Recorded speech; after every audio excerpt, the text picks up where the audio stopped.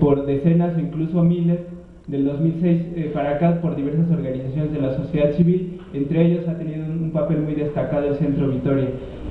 Nos van a acompañar en la mesa Denis González Núñez, del área internacional del Centro de Derechos Humanos Miguel Agustín Pro, también Sayuri Herrera y Joana Sánchez, del área jurídica del Centro de Derechos Humanos Fray Francisco de Vitoria. Y bueno, vamos a tener un espacio de 15 minutos por ponencia, y también vamos a tener un testimonio breve pero muy consistente sobre precisamente el acompañamiento que el Centro Vitoria le está dando a algunos casos de tortura, donde hay implicados agentes de las autoridades, en particular del gobierno federal, que podrían decirse que en algún sentido son casos paradigmáticos que se relacionan incluso con estudiantes de la Universidad Nacional, de la Iberoamericana, y que consideramos que es importante como tocarlos, ¿no? Bueno, sin más preámbulo, pues quisiera dar la palabra a Denis González Núñez del Centro PRO, y pues les pido un aplauso, por favor. Sí, bravo. Muchas gracias. Antes que nada, una disculpa por la impuntualidad. Justo cuando estaba saliendo del Centro PRO empezó el temblor, entonces justo esa zona se desquició por completo.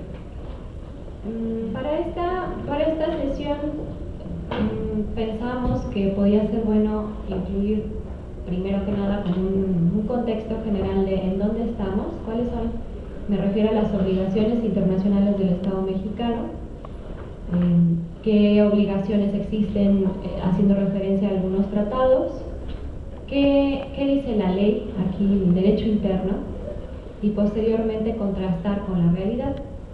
Yo también les voy a hablar muy brevemente de dos casos que desde el Centro PRO estamos acompañando, y ya mencionaron los otros dos casos que desde Vitoria están acompañando.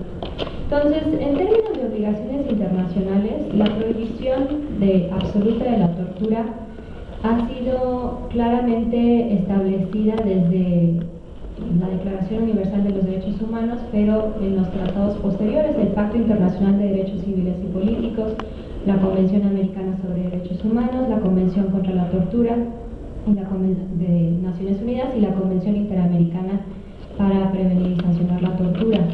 En todos ellos establecen muy claramente la cláusula de prohibición absoluta de los tratos crueles, inhumanos y degradantes y de la tortura. Además, en la observación general número 20 del Comité de Derechos Humanos, se dice que este derecho, esta prohibición, no admite ilimitación alguna. Y además es una norma de ius cogens. En dos sentencias, por lo menos, de la Corte Interamericana de Derechos Humanos, el caso Maritza Urrutia y el caso de los hermanos Gómez Pacquiauri, la Corte Interamericana dijo muy claramente que es una norma ius cogens. La Convención contra la Tortura, la de Naciones Unidas, establece varias obligaciones más puntuales, en realidad todas, pero voy a mencionar más frecuentemente la Convención contra la Tortura de Naciones Unidas. Se trata de las obligaciones de prevenir, investigar, sancionar y reparar. Yo me voy a enfocar sobre todo en las primeras tres. Sobre la obligación de prevenir, encontramos algunos dispositivos. Por ejemplo, el artículo 2 establece la obligación de los estados de tomar medidas legislativas, administrativas, judiciales o de otra índole eficaces para impedir los actos de tortura. El artículo 15 establece que todo Estado parte se asegurará de que ninguna declaración que se demuestre que ha sido hecha como resultado de tortura pueda ser invocada como prueba de ningún procedimiento. Respecto de la obligación de investigar, encontramos, por ejemplo, el artículo 13, que dice que todo Estado parte velará porque toda persona que alegue haber sido sometida a tortura tenga derecho a presentar una queja, ya que su caso sea pronta e imparcialmente examinado por sus autoridades competentes. Y aquí encontramos en particular lo relativo al Protocolo de Estambul. No se menciona como tal en la Convención, pero el Protocolo de Estambul es un manual que fue adoptado por la Organización de Naciones Unidas mediante votación de la Asamblea General y el Consejo de Derechos Humanos, bueno, entonces Comisión de Derechos Humanos, ahora Consejo de Derechos Humanos, en el año 2000. El protocolo de Estambul es un conjunto de principios, de normas, de criterios que tienen el objetivo de ayudar a una persona, digamos a peritos, a saber si una persona fue víctima o no de tortura. Entonces, el protocolo de Estambul consiste en una prueba psicológica y en una prueba médica de carácter clínico para observar, por ejemplo, si la persona padece estrés postraumático, si presenta lesiones, de qué características, etc. Entonces, en el deber de investigar, pues entra necesariamente la obligación de ordenar una investigación y dentro de esa investigación, de esa averiguación previa, practicar el protocolo de Estambul a la persona que ha denunciado ser víctima de tortura. Y en relación al deber de sancionar, el artículo 4.2 de la Convención contra la Tortura establece que todo Estado parte castigará esos delitos con penas adecuadas en las que se tenga en cuenta su gravedad. Curiosamente o desgraciadamente, en México entre 1994 y 2012 solo hubo 2 sanciones por tortura, dos sentencias por tortura en el ámbito federal. Entonces, este es un indicador de que en México no hay investigaciones de tortura, no hay sanción a los responsables de la tortura. Y ahora en México, ¿cómo estamos? Pues, como sabrán, la Constitución prohíbe la práctica de la tortura. ¿Se acuerdan del artículo 22? Quedan prohibidas las penas de la pena de muerte, la mutilación, los azotes, etc. El artículo 20, apartado B, fracción 2, establece que queda prohibida y será sancionada por la ley penal toda incomunicación, intimidación o tortura. Además, el Código Federal de Procedimientos Penales, en su artículo 287, establece los requisitos que tiene que tener la confesión, y uno de ellos es que no haya sido hecha mediante coacción de la persona.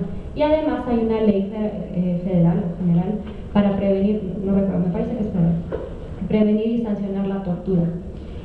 Y nuevamente en esa ley se establecen algunos de los principios que ya les mencioné: el deber de que ninguna confesión sea invocada como prueba si fue obtenida mediante tortura, que va a carecer de valor probatorio, la obligación de investigar la tortura. Todos estos principios que en papel están muy bien, pero que desgraciadamente no tienen una aplicación.